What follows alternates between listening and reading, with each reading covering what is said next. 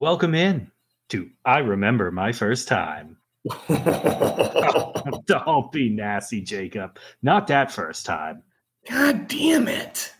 This is a podcast about cinematic awakenings, I like the sound of that.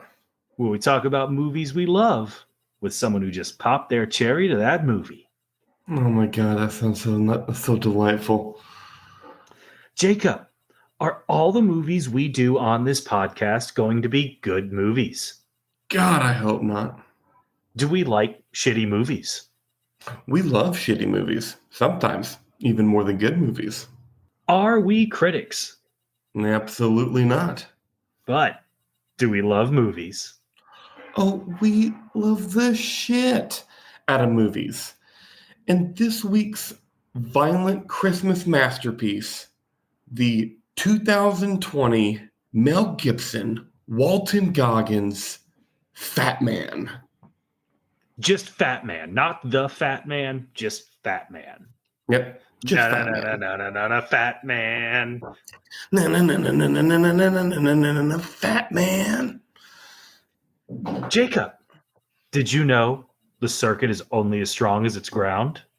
BJ, I'm looking for the Fat Man. Santa Claus, motherfucker. What a stupid line. I am BJ Leica, and I've never lost a science fair. Joined as always by me, Jacob Ekus. And I actually did get this job because I'm fat and jolly. There were a couple zingers in this movie. There were. Which it was. We'll get to it. Yeah, we'll get there. Don't worry. So we have Fat Man, described by, I watched it on the Cock, aka Peacock, which described this movie as, after receiving a lump of coal in his stocking, a disgruntled 12-year-old boy hires an assassin to kill Santa Claus. Okay. With that summary, we're going to try something new that we haven't tried before. We're going to do the old IRMFT summary. This might not work. We might edit it out, but we got an IRMFT plot summary for you guys. Jacob, take it away. 12-year-old shithead receives a lump of coal for Christmas, deservingly so, since this kid is King Joffrey level evil, so he hires a hitman played by Walton Coggins. It said his name once in the movie, but I don't fucking remember. Anyways, he hires the hitman to get revenge on Santa, the Fat Man. Meanwhile, things have not been going well both financially and spiritually at the North Pole. Santa's down because children seem to be getting worse and worse, and that has affected his finances, where he is forced to take a deal with the DoD, where he and his elves have to make switchboards or some shit for F-26s. Not much happens throughout the whole movie until the final kick-ass North Pole shootout. I like it. Yeah, that was way better than what Peacock had on there. Yeah, a little more in depth. We decided we need to kind of give people a rundown of the movie before we talk about it. So y'all let us know if we want to keep that up. And that you nailed it, Jacob. You nailed it. Nailed it.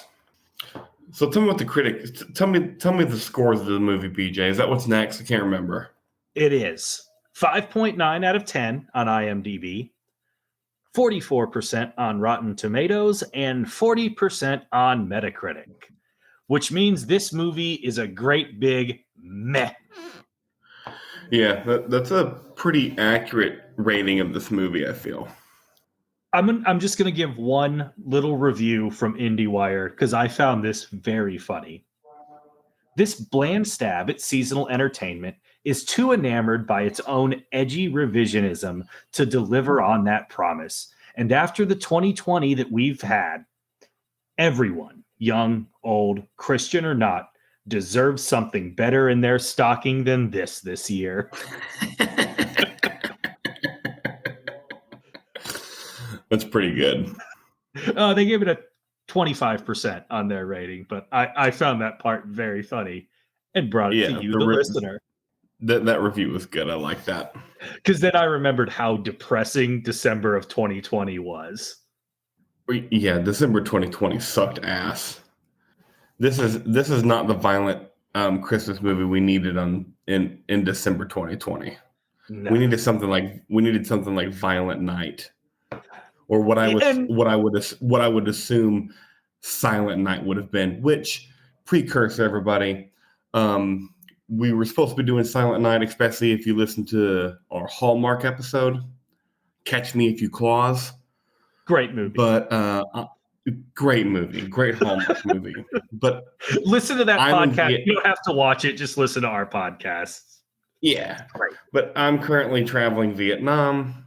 The free movie website, which I'm not going to divulge because piracy concerns, didn't have anything but camcorder recordings of Silent Night, and they show like one American movie at a time at the theaters in Hanoi, Vietnam. So we couldn't do the good one. And I didn't feel like doing a horror Christmas movie, though the horror Christmas movie, now with hindsight being 2020, probably would have been a much, much better movie than this. I have to say, after seeing the trailer, I was rather excited for a really stupid, fun movie. We did not get that. With a Department of Defense backstory. I thought it was going to be really fun and stupid. And let's get into it with our thoughts on it. It was Well, I do have some budget stuff. Oh, okay. All right, go ahead. I wasn't expecting. I know you said earlier before we started recording that you were expecting violence from beginning to end, and I was too when I first watched the trailer. And then upon doing a little bit of research, I realized how low budget of a film this was. So it wasn't super surprising to me that there was so little action. But anyways, the budget was $278,378. What? For Goggins and Gibson? Yeah. Very, very low budget. I mean, 20 minutes of this movie is Walton Coggins driving in a car. Yes. The opening weekend, it made about half of its money back at $108,305. I didn't know theaters were open in December of 2020. I did not either. Which, considering that it was December of 2020, that's a pretty good opening weekend with that budget. All Florida. Probably all Florida. The gross worldwide numbers, which I assume is a nice way of saying just the U.S., is $1,659,413. So it made way more than its money back. I'm shocked that you can make a movie anymore for $250,000. Me too. That blew my mind when I read the budget. I was like, holy shit. All right.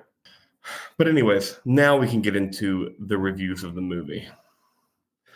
You go first, because I got some stuff to say. I didn't think it was horrible. Like, I wasn't bored. Like, I wanted there to be more action throughout the first 3/4 of the movie, but there wasn't. And I watched this movie after I did my research on the IMDb user reviews, and a lot of the bad ones complained about there not being any like Santa magic and elves and bells and gifts, and I was like, no, I got all that stuff in the first 3/4 of the movie. They hit all of it. They hit that the kids are bad. They hit the presents. They hit the cold. They even had the elves had bells in their shoes. Like, I was like, what are these people missing? Like, I understand that it's not fun and it's not funny and there's not violence that was promised, even though one person said that it was nothing but violence and that's why he hated it, and really confused by his review. Yeah, I was really confused by his review, but I wanted there to be more in the first 3/4, but I didn't hate it. What I hated the most was the ending. The ending just kind of happened. Like, the Santa Claus magic in this movie is he can get shot point blank in the fucking face and wake up. And then we go to little shithead's house and say some shit and then leave and everything's over. Like the ending, for me, the ending was the worst part. I could have given this movie 2 points higher if the ending wasn't so dog shit. See, to me, I kind of liked the ending. The What I found weird about this movie is when you are doing violent Santa Christmas movie, I get the darkness, I get that dark twist, but there has to be some level of fun in it, and Mm-hmm. there is almost no fun in this movie. That's true. I need to rewatch it, and I'm going to rewatch it this year because I've only seen it once. But I remember Violent Night being very funny at a lot of different times in that movie. Yes, yes. And there were some quote unquote jokes in this movie. But because the tone and the score and everything surrounding it was so dark, the jokes like the elves' eating habits, not funny. Like, I Yeah. think it was written as funny. It did not come across the screen as funny. The cutting the bells off the shoes, funny. But with everything that was going around inside of this movie, it made Mm-hmm. that stuff not funny.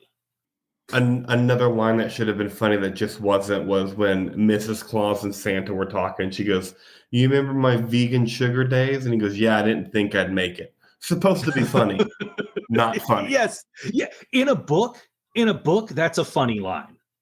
Yeah. Um, I mean, hell, uh, in most movies, that's a funny line. when he goes to the post office and the employee at the post office, like, somebody was looking for you, and he was, in a suit, can't find his ass from a hole in the wall. Should have been funny, wasn't Yep. funny. So that's my big complaint, was just that tone overall was missing that. And I don't want to say Christmas magic, because whatever, it was missing that fun, that fun, that funny, that little jabs of jokes in there. Well, that's what you didn't like. Was there anything that you liked about the movie, or was it just all dog shit? I really liked Mel Gibson and Mrs. Claus's relationship. I thought that was a Okay. phenomenal kind of twist on your Santa Mrs. Claus relationship. Is that it? Goggins is great. Goggins is always great. Um, Yeah. but again, if you would allowed him to be that silly funny that we know he can be, we've seen it Yeah. countless times. And I wanted them to let him cook on that, and they didn't really do it. But Goggins is still just always good. Yeah. It doesn't matter what Goggins is in. Always good. I can't wait until my beard starts to gray like Mel Gibson's, because if I can look half that good, I'll be very happy. Yeah, another thing, Fatman, not very fat.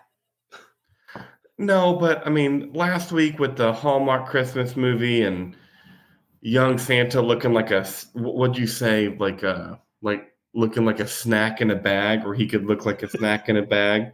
Yeah, and then last year with David R. I have such Harbor. a hard time. Yeah, Harbor.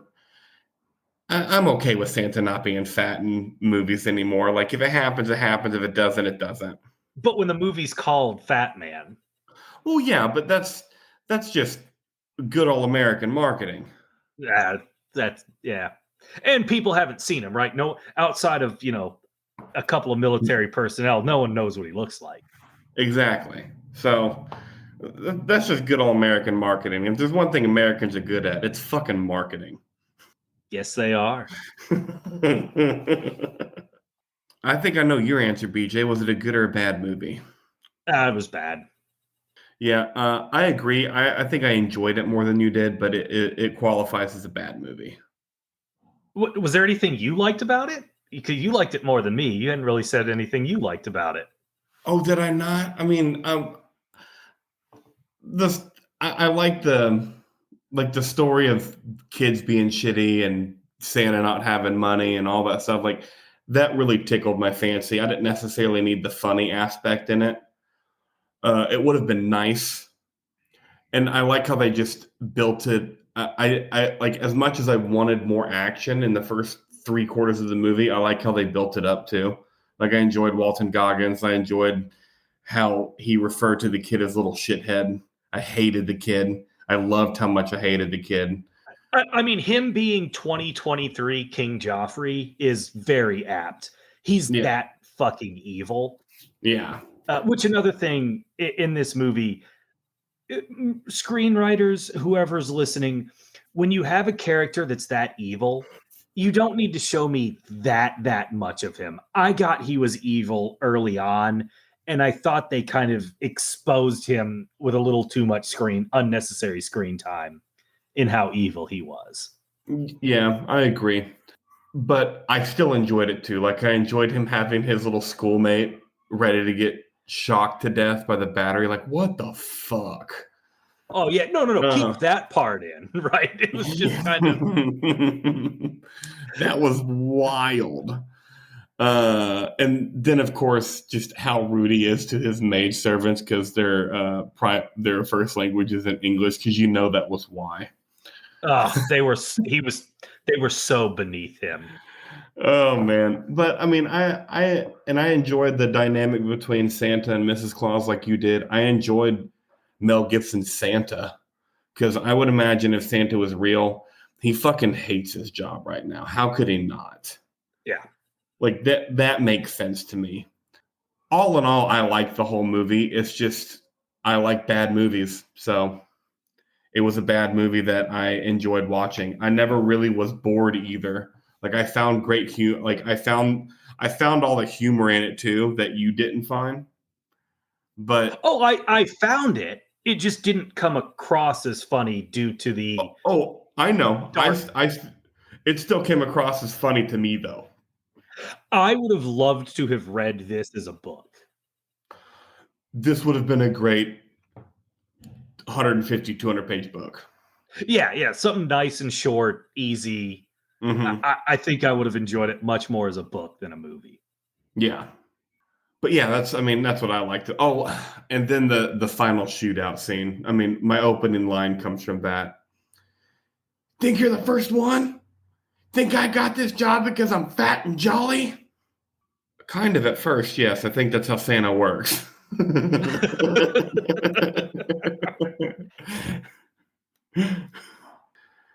Man, moving right along with this movie. Now it's time to get deep.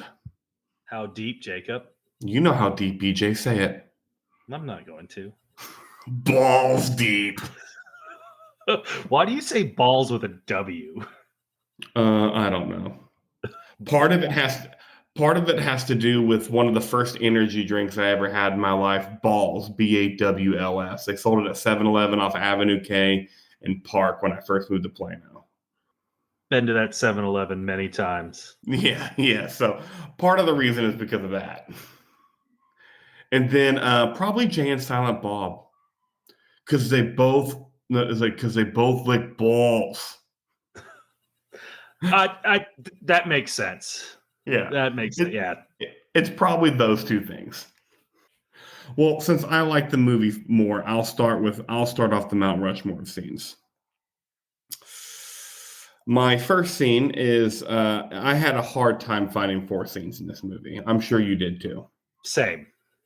So my 4th scene is one you've already mentioned that you didn't necessarily like. I couldn't say that I necessarily liked it either, but again, it was hard to find 4 scenes in this movie. But it was the military talking to the Elf 7 about elf production. I love how the military was portrayed in this movie. I didn't mention that.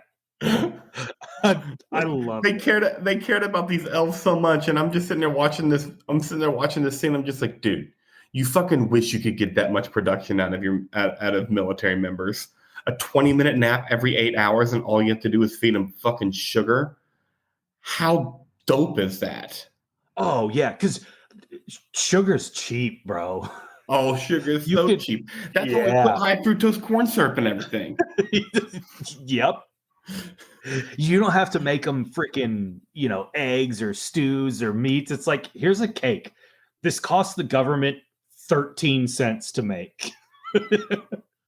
And we're talking about an hour and 10 minutes of non-working time every day. The military wants to sign up for that right fucking now. Like, let's ask my brother and see if he'd ever get a break if he could sleep for 20 minutes every 8 hours and just continue to work. Hell fucking no, he wouldn't.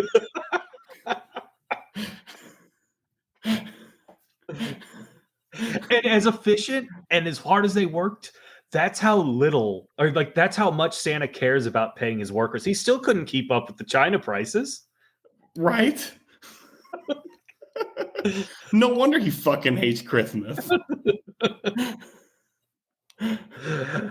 All right, so my number 4, this is kind of an obscure scene.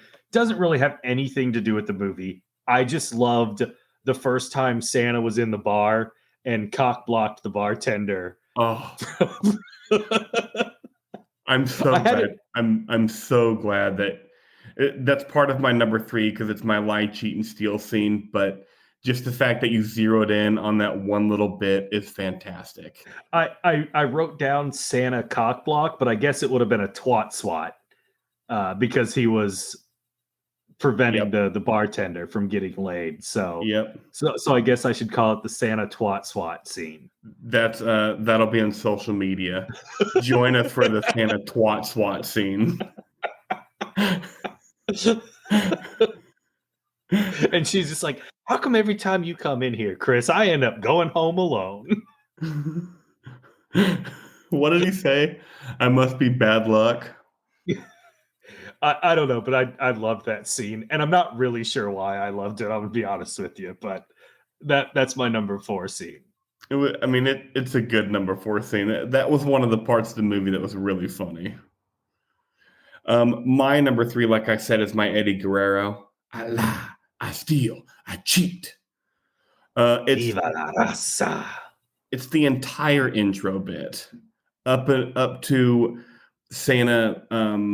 So I start introduction and I go through making the deal with the government, the bar scene that you just did, and going through Santa picking up that shit that fell, and he's just going, steroids.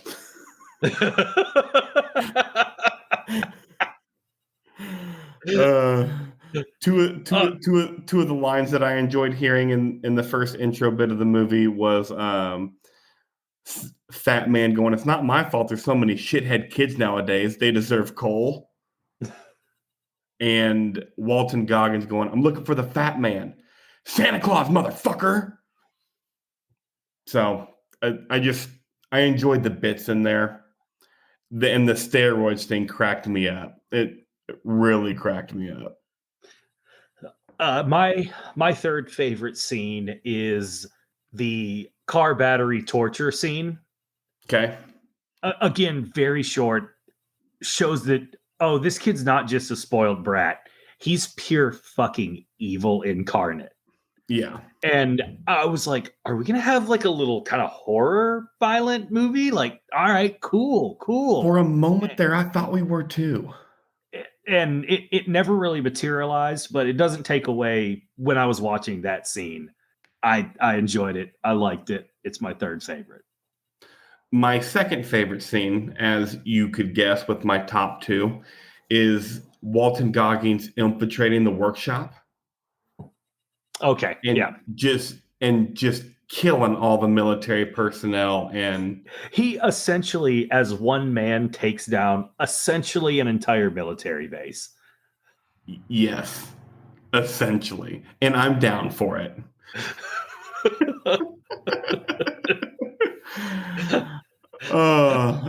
It anytime Walton Goggins was on screen, it was great, and I enjoyed how efficient he was at killing. I love that he carried the cop car around with him everywhere. Just to have a little sidebar talk, I understand that little shithead was evil incarnate.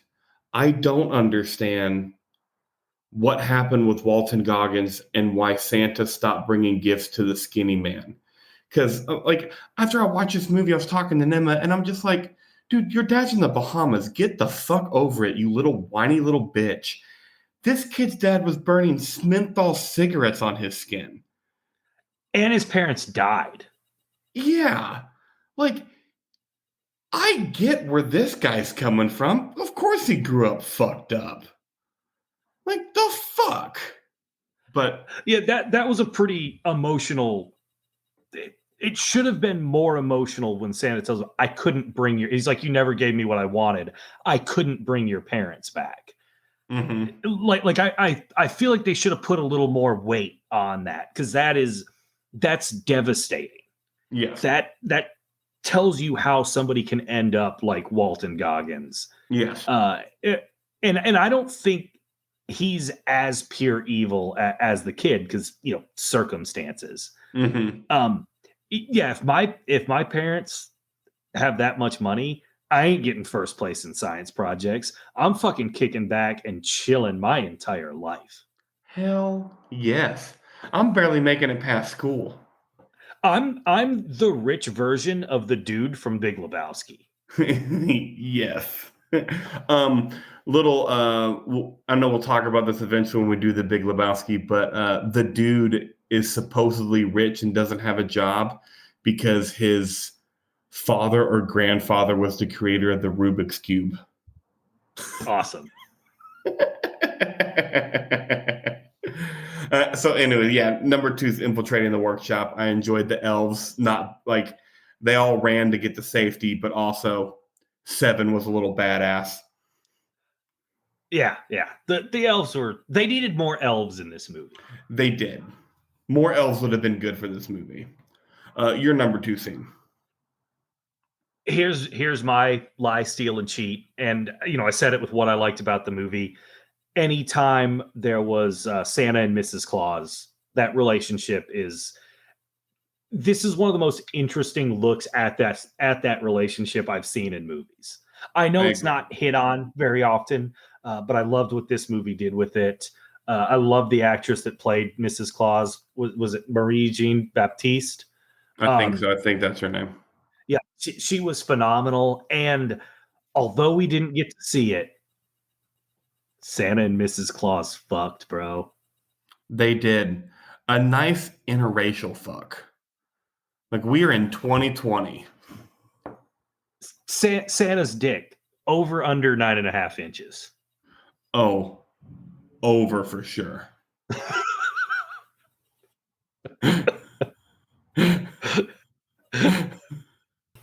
Show us your dick, Michael Douglas. Because you know Mel Gibson woulda. Oh, if Mel Gibson had the opportunity, he would have. For And sure. my guess is Mel Gibson has a hanger just like Benny Affleck. I mean, the first Lethal Weapon movie is the epitome of big dick energy coming from Mel Gibson. And then the three after it, the big dick energy never goes away. Yeah. So my number one favorite scene is, and BJ, I'm sure you know this because you know me by now, is when Santa meets the skinny man and their small little shootout. Fun Western style end of the movie one-on-one matchup there. Yeah, I thought I wanted more. Like you said, it was a good little Western style shootout, and I enjoyed it. We haven't done a Western since our first episode. That's not true. We did Hell or High Water, Oh, that's right. That's right. but I'm down for another Western. Like, let's do it soon. I love Westerns. Anytime. Anytime, baby. Let's do it. I'm down. And we can do it after our Christmas stuff. What are we What's your number thinking? one scene? Oh, I don't know. We'll Uh, figure it out. yeah. My number one scene is I lumped the takeover of the North Pole through the Santa skinny man battle. I lumped that all as one. It's just what the Okay. whole movie built for. It's what we were waiting for the whole time and finally got it. And for the most part, especially with that budget, delivered. The elves coming in and help, Mrs. Claus coming in and helping. The whole thing delivered for sure. That's a good one. I have one honorable mention because of course I do.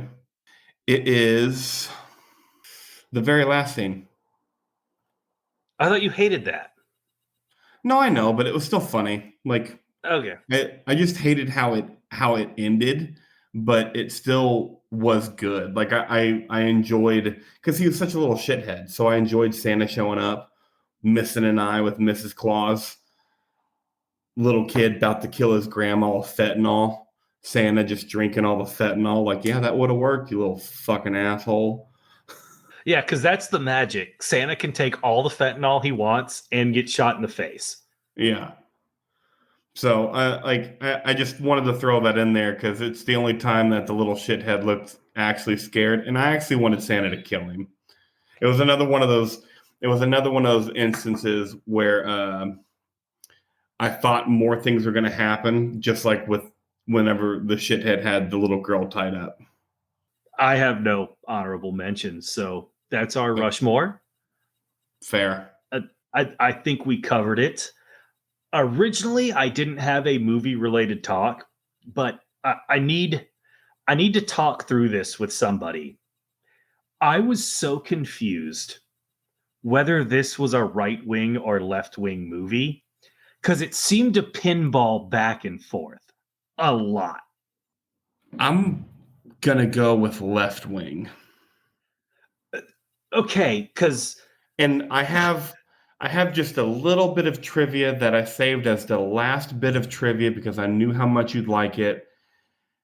And I'm still going to save it. I'm not going to divulge it now because you're going to enjoy it way too much. And that's the reason I think it's left wing. so you had the kids these days are getting worse and worse. Obviously, right wing stereotype, blah, blah, blah. Yeah. Then you had it was unfair that the government wasn't giving Santa enough money. Left wing idea. Mm-hmm. Then you had, Walton Goggins telling the guy, don't spend time with your family. I'm paying you. You're getting paid enough, right? And that was the bad part, right? So he was being Mm-hmm. bad because of that. So left wing idea. Then you had the fentanyl at the end.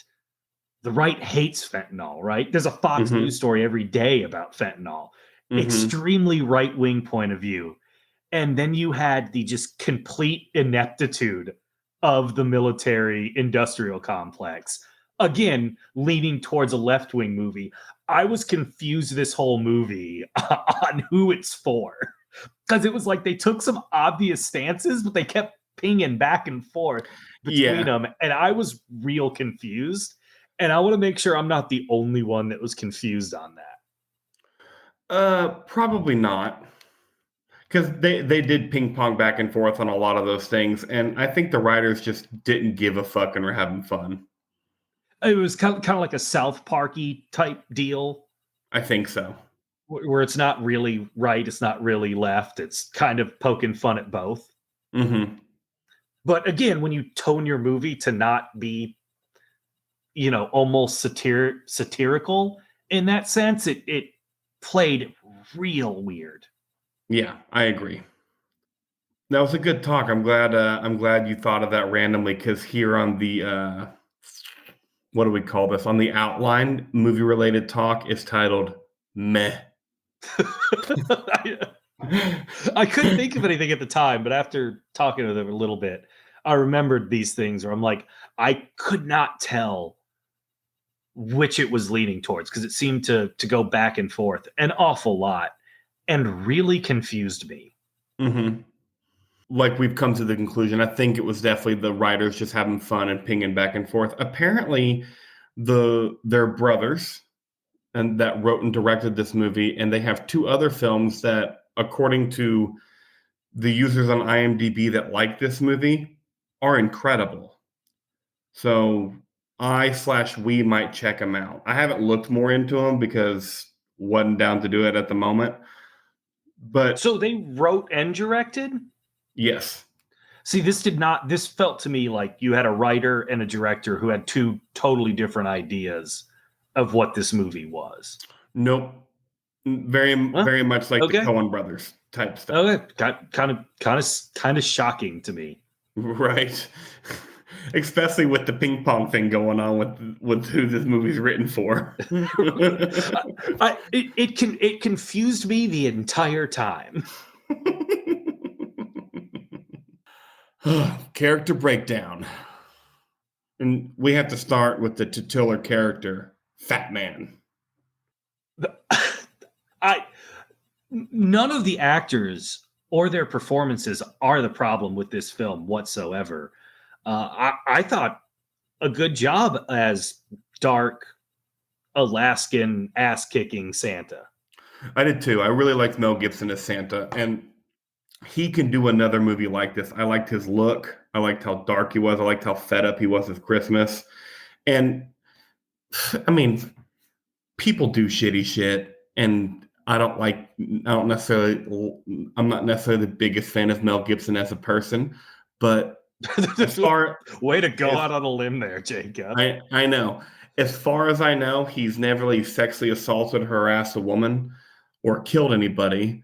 So as long as he keeps apologizing, I'll probably get on a free movie website and watch a Mel Gibson movie. I did think he was doing his best impression of the coach from Major League Okay.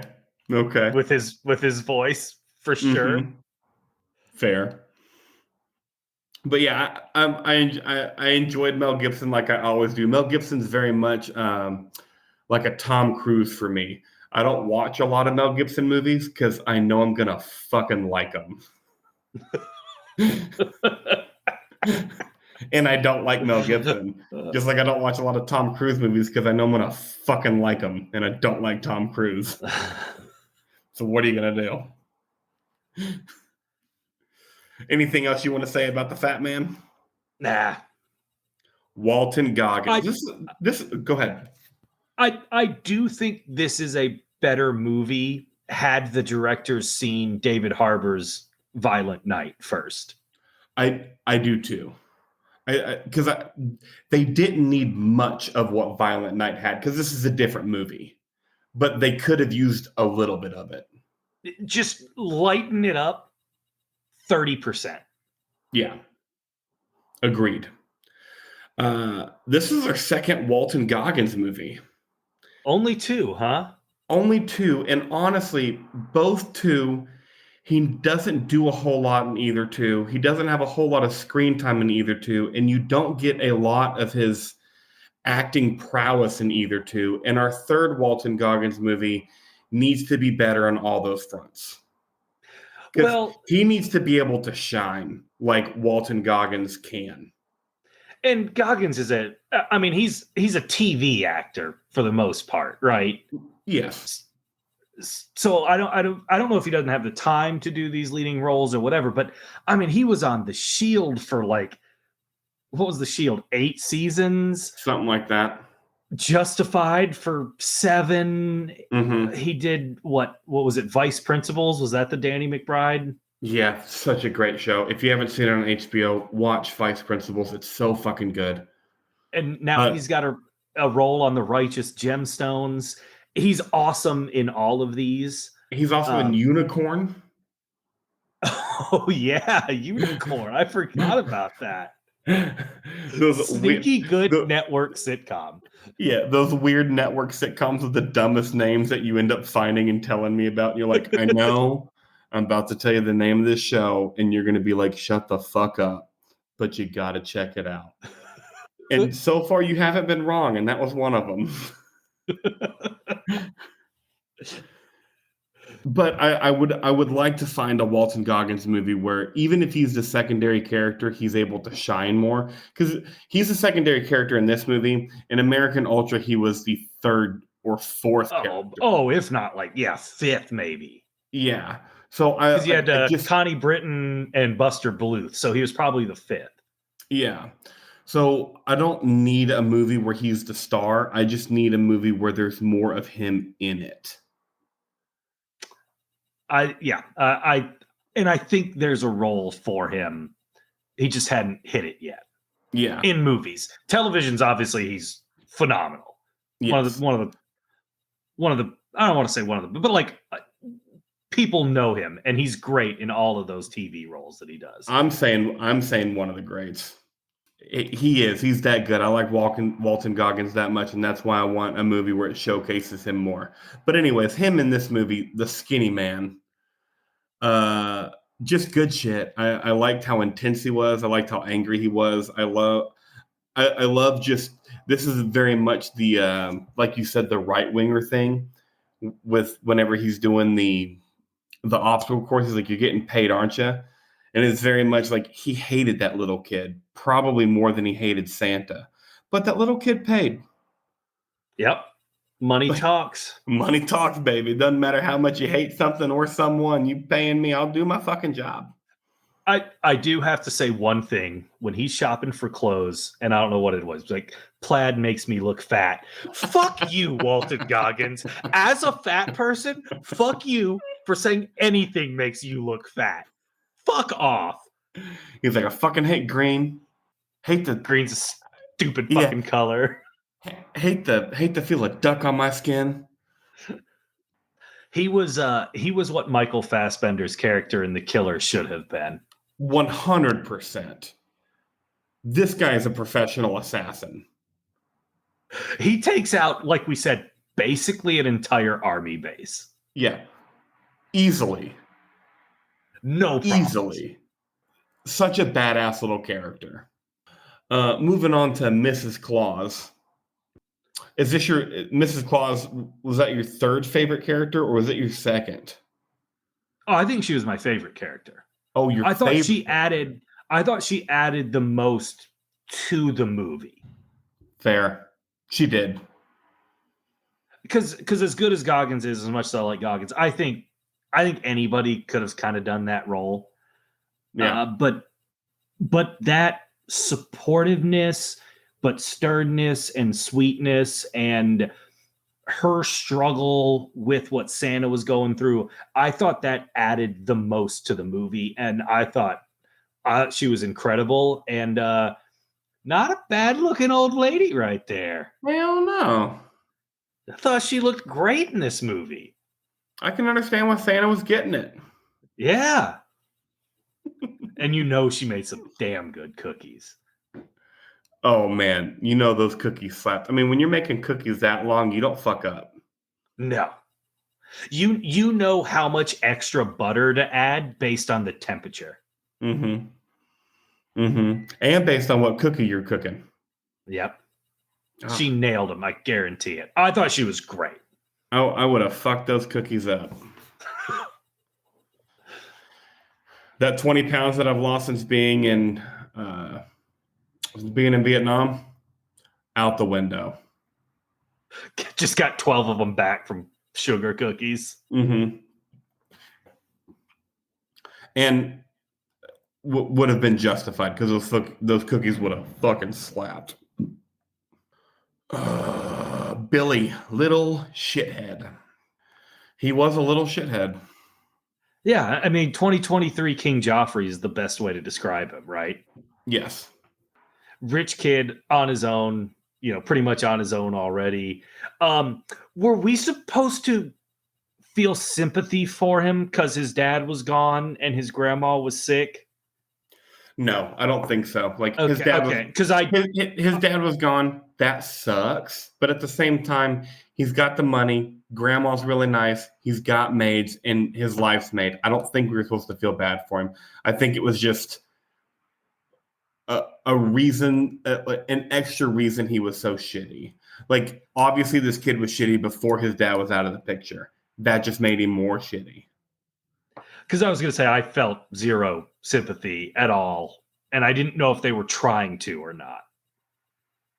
Yeah, no, I think I don't think they were. I think that was just part of his character in general. Because I also didn't feel any sympathy whatsoever either. Is there any other characters we need to? Yeah, we have 7. Our favorite little elf, played by Eric Wolf, who plays Elf 7, the Foreman elf. He also plays a character called Foreman Elf in the 2015 A Christmas Horror Story. He's got elfish features. Mm-hmm. Just like Rainn Wilson.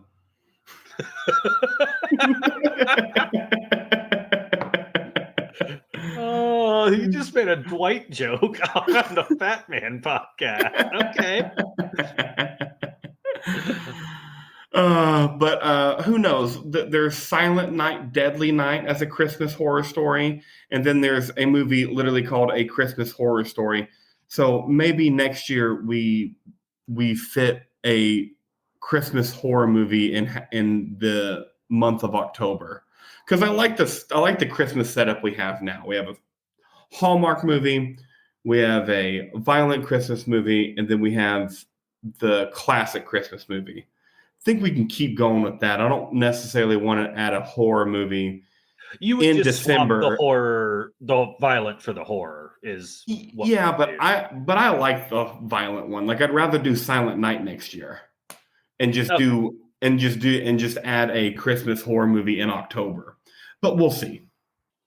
But yeah, that's other than him having Elvis features and saying the Dwight Schrute joke and that my little trivia on him. That's all I got on 7. He was a badass little elf. Yeah, and I think we both agree there needed to be more elves in this movie. Yes. Would have made it better. Going right into our trivia, I don't have a lot and that makes sense. It's a movie made with $250,000. But I have some. These movies we rarely get a lot in these movies, which is why we've gone a little longer in this podcast than normal. Mm-hmm. But I mean, even then, it's all been fun. The cinematic shootout sequence took 4 days to film, with the temperatures hitting as low as 36 below Celsius. That's too cold. Could you imagine shooting a movie 36 below Celsius? No. What's that? -14? -32.8 degrees. Oh, fuck no. No. Yeah, I'm not down for that. That's ridiculous. The reason it was so cold is because the principal photography occurred in Ottawa Valley, Ontario, and Quebec, Canada, and in the towns of Carleton Place and Mississippi Mills in February 2020. Yeah. So it was fucking cold because they did it in fucking Canada. And that's middle of nowhere, Canada. Yes. The black vehicle driven by Skinny Man is a 1978 Plymouth Fury 4-door sedan, which was a nice car. I liked it. Yeah, it is. Yeah. I have Mel Gibson is the 8th Academy Award winner to play Santa Claus. Ooh, can I guess? Yeah, sure. I'm not going to get all 8. There's no way I'm going to get all 8. Is it counting Tom Hanks in Polar Express? Sure is. All right. Billy Bob Thornton won one, correct? Yep. Yes. I wasn't sure if he won one for Sling Blade or not. He did as a writer. The Miracle on 34th Street guy. Sir Richard Attenborough. Yes, yeah. From Jurassic Park. I forgot his name. I'm out. Okay. Am I missing any obvious ones? No. Okay. You have Edmund Green on The Miracle of 34th Street in 1947. Thomas Mitchell on The Miracle on 34th Street in 1955.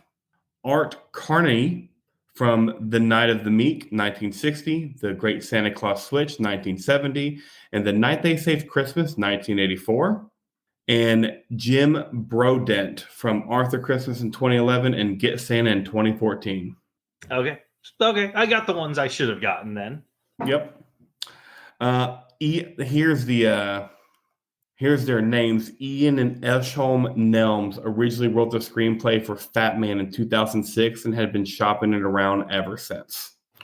Which I guess makes sense why the budget was so low, because if they wrote this in 2006 and liked the script, they're just like, let's just get this off the ground. Who cares how much money we can get? We'll fucking 14 years later, we'll make it work. Yeah. One of the hamsters used to play Walton Coggins' pet in the film also features predominantly in the COVID-19 drama Belated Days. Speaking of which, I didn't bring this up. I think this might have been what I was thinking of with Walton Coggins. One of my top lines in the whole fucking movie is, "You remind me a lot of my mother." And she thought she was going to get a compliment. And he goes, She wasn't a good listener and would never shut the fuck up. Again, in a different tone of this movie, that makes you laugh. In this tone, it didn't. Still a great line, though. Produced with the assistance of the Ontario Production Services tax credit. That's why it was so cheap. At the beginning of the film, when Kris Kringle is listening to the radio, he hears about 2 kids throwing a bowling ball off an overpass onto a freeway, causing a major traffic accident. This was based on a true event, and Beavis and Butthead also did that one on one of their cartoon episodes. I thought it was a Simpson bit. According to IMDb, it was Beavis and Butthead. Okay, that could be. But it wouldn't surprise me if The Simpsons did it too. Doesn't that sound like a Bart and Milhouse bit? 100%. And BJ, you ready for my last bit of trivia? Yes, you warned me about this one. You foreshadowed this earlier in the podcast. I did. Chance Hertzfield, who plays Billy, was cast by filmmakers because he resembled conservative podcaster Ben Shapiro, who serves as a model for a scorned weird child. Who has no business being scorned, might I add. So yes, I think this movie was a little to the left.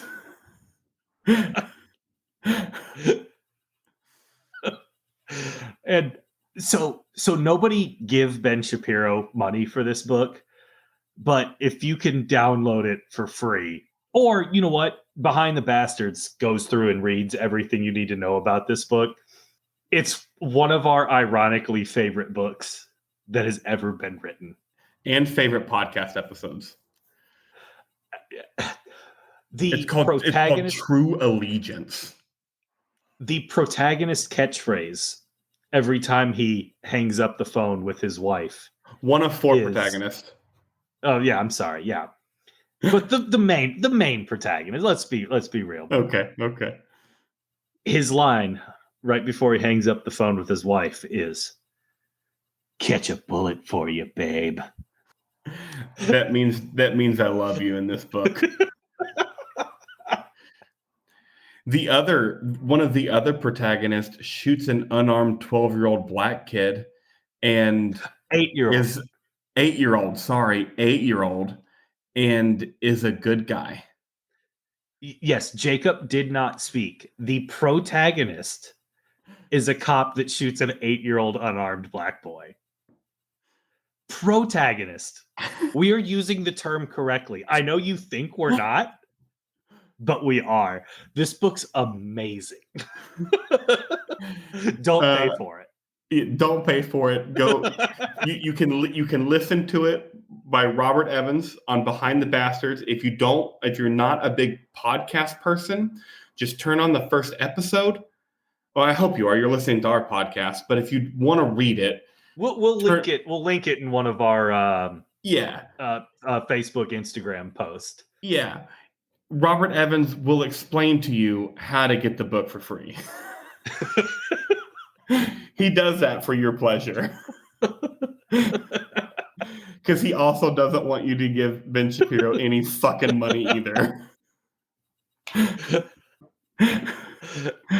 It's incredible. Oh, I knew you'd love that trivia.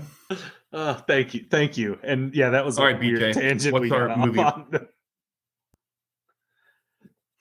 Our movie impersonation this week.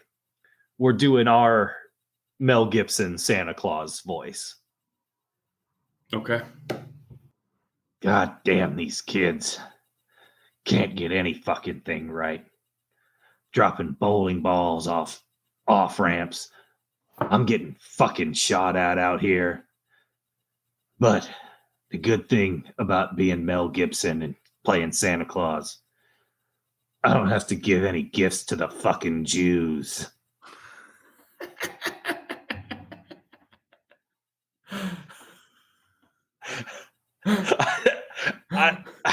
You know I had to, right? I didn't want to. I had to. You had to. I had to make fun of Mel Gibson. All right, here we go. You'd think that I'd be upset that everybody calls me the Fat Man. But honestly, it's the only thing that brings me joy in Christmas anymore. Seeing that goddamn Fat Man on all the fucking wrapping paper, I know it makes people happy. And I just wish people could be happy about Christmas again. At least I got my cookies, my wife, and what a good fuck she is. Makes some good blankets, too. That's the only thing that gets me through Christmas. Blankets, fucking, and cookies.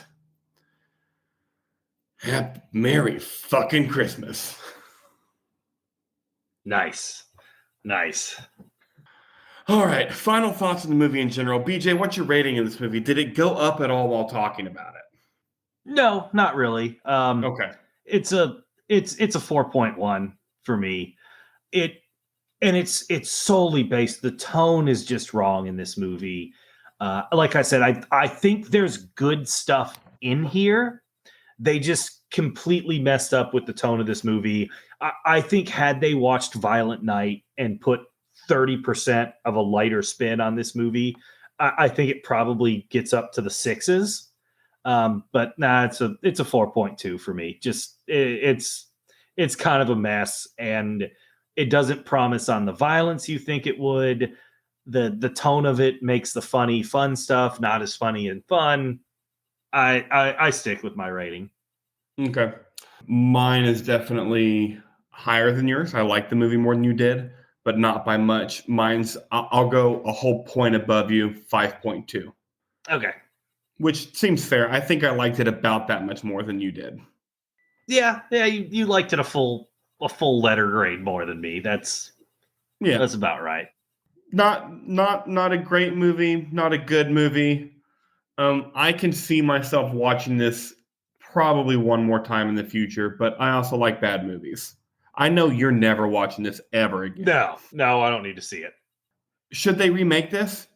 Yeah, you can. Like we've both been saying, there is a lot of good stuff in this movie. You can even put the same characters, not same. You can even put the same actors in this movie and remake it with a bigger budget, put a little bit more action, and change the tone a little bit. We don't need much tone change because it's not that kind of movie, but just a little bit of a tone change. Yeah, I'm not saying make it a Hallmark lighthearted, haha, funny, but just or even like Violent Night is too funny for this movie. Right.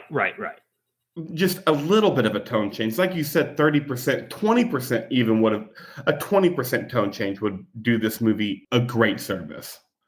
Like I said, there was good, well-written lines that went unrealized because the tone was off. Mm-hmm. You want to know what the people of IMDb thought? Always. I did a couple of each one because I had fun with this, with these reviews. I have 3 good ones and 2 bad ones. First, by Shorvoth 418 946 49 39 18 22. I'm getting better. I love that you read the whole numbers. I'm getting better at it too. I love it. Or rated 10 out of 10, titled Best Action Movie in a Best Christmas Action Movie in a Long Time. I hard walked so this could run. Sit your Hallmark asses down and enjoy a real Xmas movie. Santa rocks in 1911 and kicks ass. What more could you ask for? Santa lost his Christmas spirit. He made a deal with the devil, the U.S. government, to make it right again. So I love the deal with the devil bit. And what is 1911? Santa rocks in 1911. Is that his beard? That was his handgun. Okay. I'm a bad Texan. It's all right. We forgive you. You know what? At least you'll admit it. Ben Shapiro does not admit he knows nothing about guns in True Allegiance. He thinks he knows so much about guns in True Allegiance.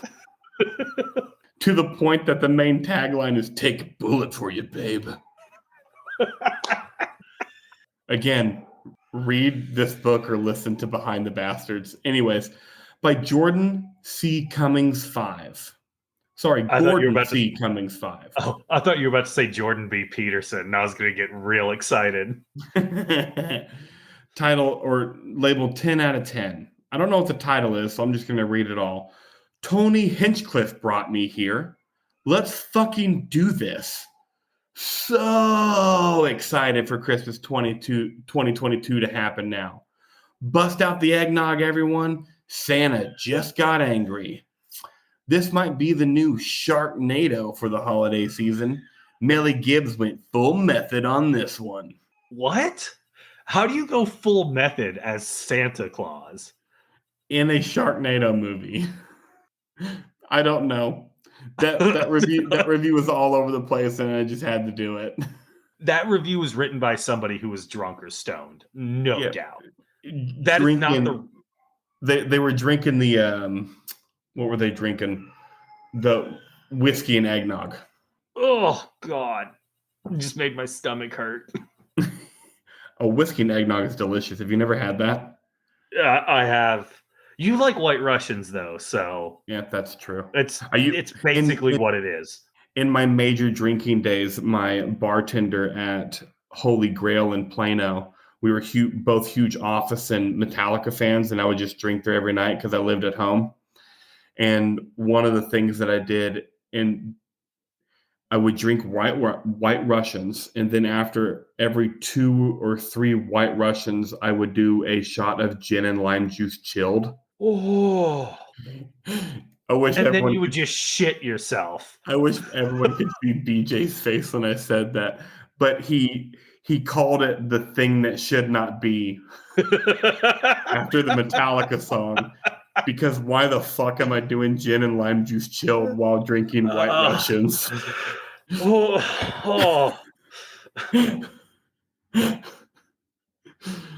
Okay, my last good review by Lila Fa 23, titled Best Bad Santa Ever. I love how it starts as evil Home Alone. Even the music goes there. Mel Gibson is great as manic depressive Santa, and his wife is good too. I love Walton's Ride to Canada, all the transitions, trying to guess what music is going to be played. And the cherry on top is that all evil guys listen to Rush. Even though...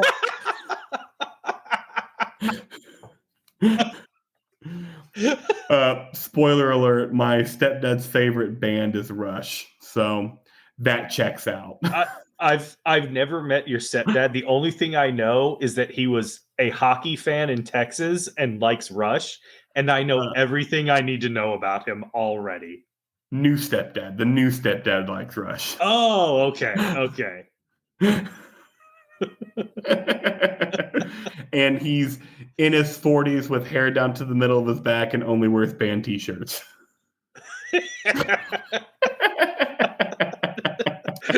Next time you see him, whatever band t-shirt he's wearing, say, name 3 of their songs. This guy would be able to. I don't even want to try to do that. Even though I love a movie where Mel Gibson spins at killing fools, there is quality over quantity. There is a quality over quantity feel to this one. This ending is absolute perfect. Not too harsh, not too soft. Is it too early to demand sequels? Wow. This review is solely in there for the Rush bit. This bitch is crazy. Manic depressant Santa is a funny line. Yeah. And I did love because you probably don't do this because you listen to like 3 genres of music and that's it. Yeah. But if you're on a road trip with me, it will go all over the place. Yeah, it's like we're listening to 1920 World War I battle hymns to Southern rap to college fight songs to pop to outlaw country to jazz. You want to hear my WWE intro music playlist? Yeah. Me on the other hand, it's the metal classics like Metallica, stuff like that, deathcore, southern rap, and Bob Marley and his kids. No, I don't say reggae anymore. Okay. I used to say reggae, and then people would ask me about reggae artists, and now I just say Bob Marley and his kids. It is so much easier. My 2 bad reviews by Xanthi Honduro Hill 20. 1 out of 10. Junk on an Xmas cracker. This is truly the worst Xmas movie ever. It's rather X-messy than funny or even action-worthy. It's not watch-worthy. Do not watch it with children. Save yourself from 2 hours of no fun. The whole movie is just bad. Mel Gibson might be a great actor, but there was no chemistry between him and Ruth. There is not Xmas fun, no Xmas action, and even worse, not Xmas toys, no Xmas bells on elves. Okay, she tried to be funny during the review. I respect it. Also, so the chemistry was not that they were in love and all that. The chemistry was they're both struggling and not sure if their life's work is going to end. Yeah. And they had that chemistry.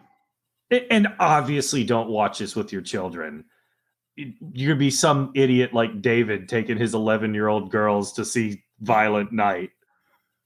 Worried. I just listened to this podcast recently. Worried that everyone was going to see a dick in the movie.